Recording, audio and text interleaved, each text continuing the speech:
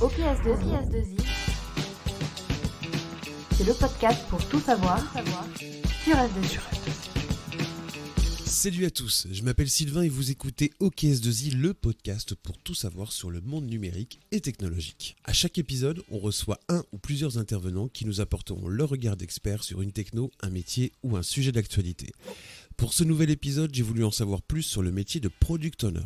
Quelles méthodes sont utilisées, quel est le quotidien d'un Product Owner et surtout comment est-ce qu'on devient Product Owner. Pour répondre à cette question, je suis de nouveau à S2I Atlantique et plus précisément à Tours avec Guénola Chassin de Kergomo qui est Product Owner justement chez S2I. Bonjour Guénola. Bonjour Sylvain. Prête à nous répondre à toutes les questions pour faire découvrir ton métier ? Absolument. Et ok, S2I, le métier de Product Owner, c'est parti. Traditionnellement dans OKS2I, je demande une définition un peu du sujet. Alors Guénola, c'est quoi un Product Owner ? Alors un Product Owner, sa principale mission, c'est de bien définir les besoins des utilisateurs en vue d'améliorer ou de concevoir un outil applicatif. Ouais. Donc, le but... Quelle sorte d'outil applicatif ? Alors ça peut être un logiciel interne en entreprise, par exemple sur des chaînes de production. Ça peut être un logiciel à destination de métiers particuliers comme le métier de la banque, de l'assurance ou des experts comptables. Et par conséquent, en fait, le product owner doit absolument savoir écouter ses clients et ses utilisateurs pour pouvoir retranscrire les règles qui seront exploitées par les développeurs afin d'avoir le meilleur produit pour les principales parties prenantes. Avec les meilleurs objectifs et répondre à tous les besoins. Exactement. Il faut avoir une tête bien faite alors. Oui, comme dans beaucoup de métiers, mais il faut surtout savoir écouter, avoir une capacité d'analyse et de synthèse. On verra tout à l'heure justement comment on devient Product Owner, on en parlera tout à l'heure. Mais maintenant, ce que j'aimerais savoir, Guénola, c'est quoi le quotidien d'un Product Owner avec la définition que tu nous as donnée ? Comment ça se passe dans une journée ? Alors, aucune journée se ressemble. C'est vrai ? Exactement, puisque un Product Owner peut aussi utiliser la méthode UX. Ouais. Et en fait, pour récolter tous les besoins des utilisateurs, on va les rencontrer, échanger avec eux, faire des interviews, mener des ateliers, analyser des textes pour certains logiciels plus législatifs. Ensuite, on va beaucoup échanger également avec les développeurs une fois qu'on leur a expliqué tout ce qu'il y a à faire dans l'outil. Donc, il y a beaucoup de relationnel et il y a aussi beaucoup de rédactionnel. Ouais. Donc, ça va bien ensemble, ça rime, c'est cool. Donc, il n'y a vraiment aucune journée se ressemble. Après, il y a des rythmes à suivre, mais voilà. Donc toi, tu dois parler à tout corps de métier. Exactement. Tu dois t'adapter à chaque type de métier. Tu peux aller d'un développeur jusqu'à, je sais pas, tu parles à qui par exemple ? Je parle au client, celui qui va nous demander... qui ordonne la voilà, mission. Exactement. Je vais parler aux personnes qui utilisent au quotidien l'outil, donc, puisque c'est eux les principaux intéressés. Et puis, effectivement, ça peut être aussi à d'autres corps de métier, comme un designer UI pour faire des interfaces, ou un designer UX. Enfin, il y a vraiment... Voilà, faut avoir un panel assez large de relationnel. Exactement. Alors t'en parlais un petit peu, Guénola, mais c'est quoi les qualités requises, les très bonnes qualités requises pour être un Product Owner ? Alors je dirais que la première, c'est de savoir écouter, d'avoir une bonne mémoire, de bien savoir retranscrire de manière synthétique et organiser ce qu'on a pu assimiler, et de savoir optimiser son temps. Tu peux passer combien de temps sur un retraitement des données, par exemple ? Ça peut varier de quelques heures à plusieurs journées. Il faut savoir simplifier le jargon pour que n'importe qui puisse reprendre le travail ou le comprendre de façon simple, en fait. Et à la fin, du coup, ça donne quoi ? En général, de superbes produits. Grâce à tout le travail que tu as pu faire. Grâce à tout ce travail de récolte de données, ça aide et c'est ça qui va construire un produit. Exactement. Alors, je dirais pas que c'est le travail de toute une équipe, c'est un travail collectif. Évidemment. Mais tu as un rôle particulier quand même là-dedans. C'est un petit peu un rôle centralisateur autour de tous les acteurs, comme tu le soulignais tout à l'heure. Tout à l'heure, je t'ai entendu parler de la méthode UX. Tu utilises quoi comme méthode justement pour faire ton travail ?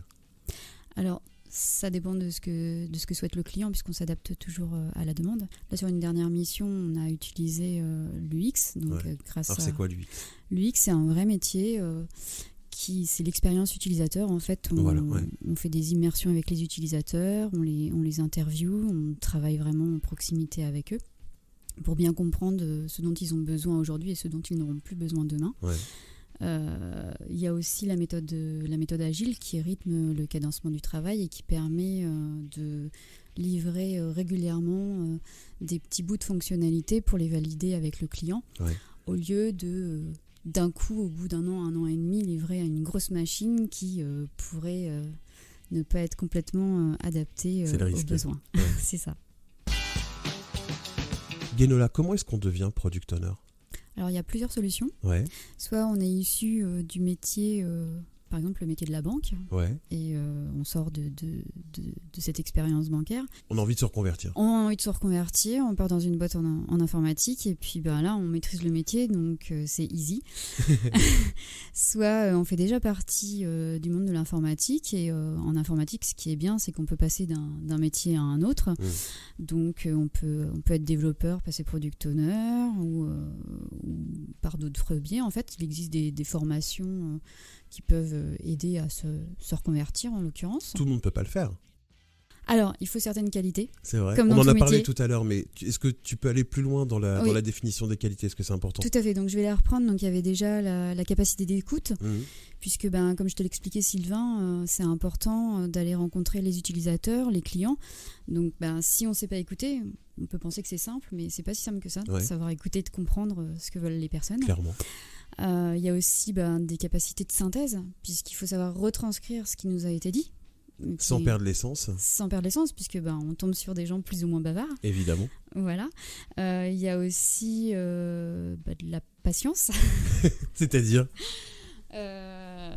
parce qu'il y a quand même une masse d'informations à récolter, à analyser, à retranscrire. Donc il faut. Le travail peut être très long, effectivement. C'est ça, le travail peut être très lourd, et il faut aussi être assez structuré et organisé, parce que les projets, il faut qu'ils s'avancent aussi dans un certain laps de temps, et il faut être efficace. Donc, t'as un exemple faut pas perdre de temps. de durée justement moyenne d'un travail comme ça, à peu près? Alors, ça va varier en fonction du client chez qui on travaille, puisque y a des clients qui vont vouloir avoir rapidement. Ça va être des projets qui vont être très courts sur quelques mois ou voire 1 an, et d'autres, ça va être sur des projets de 5 ans. Donc, tout dépend du besoin initial, en fait. Il y a un aspect que tu me dis pas, mais faut savoir se faire accepter aussi. C'est ça, il faut avoir des capacités relationnelles. Ouais.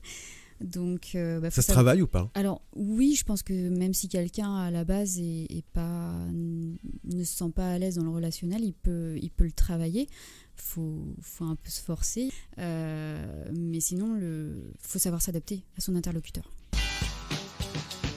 Et alors toi, Guénola, pourquoi tu es devenu product owner? En préparant l'épisode, tu m'as dit que tu n'étais pas à la base faite pour être product owner. C'est une évolution de ta vie? Exactement, donc j'ai pas du tout fait d'études en informatique.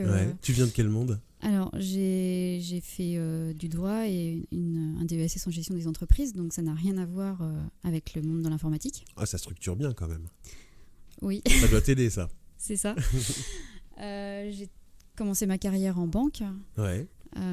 Et puis j'ai décidé de te lancer. De changer, et j'ai eu une opportunité. Tu voulais changer de voie, tu voulais changer C'est ça, monde. j'ai changé de région, j'ai changé de voie. D'accord. Et du coup, j'ai eu l'opportunité de travailler chez un superbe éditeur de logiciels. Ouais. Chez qui j'étais responsable produit, c'est l'équivalent de product owner. D'accord. Et où j'ai fait plein d'autres choses également. Ouais. Et donc, j'ai pu retrouver cet aspect où il fallait creuser les textes législatifs, là en rapport avec mes études. Bien sûr. Voilà, j'étais issue de. Quand même, j'avais le métier. Et j'ai appris à construire, à mettre à jour des logiciels. Donc, c'était super intéressant. Ça, c'est très intéressant parce que, en gros, tu es en train de me dire que même si tu viens pas du monde informatique, ce n'est absolument pas un frein. Absolument pas. Ouais. Tes études avant ont aussi participé à ce que tu es maintenant. Quand tu me dis que tu as fait du droit, en gros, ça veut dire que ça t'aide encore énormément aujourd'hui. Oui, au niveau de tout ce qui est rédactionnel, d'esprit de synthèse, effectivement. Et maintenant, tu es chez S2I. Exactement. Depuis combien de temps ? Alors, pas tout à fait 1 an, mais bientôt, je vais souffler ma première bougie. Et qu'est-ce que t'en penses ? L'ambiance est sympathique. Ouais. On est à l'écoute chez S2I. Toi, tu fais partie de S2I Atlantique et dans la filiale de Tours. Exactement. Ça se passe super bien. On est une équipe dynamique. Il y a une bonne ambiance. Et j'encourage toutes les personnes qui souhaitent nous rejoindre à franchir le cap. Merci beaucoup Guénola d'avoir répondu à nos questions et de nous avoir fait un petit peu découvrir ce métier. C'est super sympa, merci beaucoup. Merci à toi Sylvain et puis au plaisir de repartager de nouvelles choses ensemble. Le lien de ton profil LinkedIn est aussi dans la description de l'épisode, donc si quelqu'un veut te contacter pour parler du métier, il est le bienvenu.